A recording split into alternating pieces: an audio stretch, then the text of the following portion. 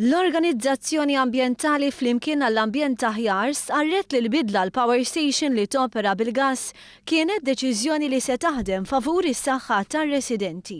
Din l-organizzazzjoni waslet għal konklużjoni wara li rat l-ammont sostanzjali ta' studji li saru dwar dan il-proġett. Fi stqarrija flimkien għall-Ambjent Aħjar saħqet li minkejja li kien hemm ħafna diskussjoni dwar dan il-proġett, l-FAA kienet l-unika waħda li oġġezzjonat uffiċjalment.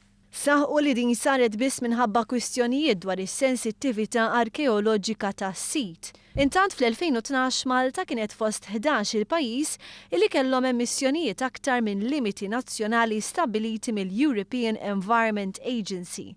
B'reazzjoni għal din l-istatistika l-Ministeru għall-Ambjent qal li l-pubbliku Malti jista' jserraħ rasu mill-fatt li l-qalba mill-heavy fuel oil għal gass naturali se tgħin biex ikun hemm titjib mixtieq f'dan il-qasam. Dan flimkien ma' miżuri oħra li hemm bżonn jittieħdu b'urġenza.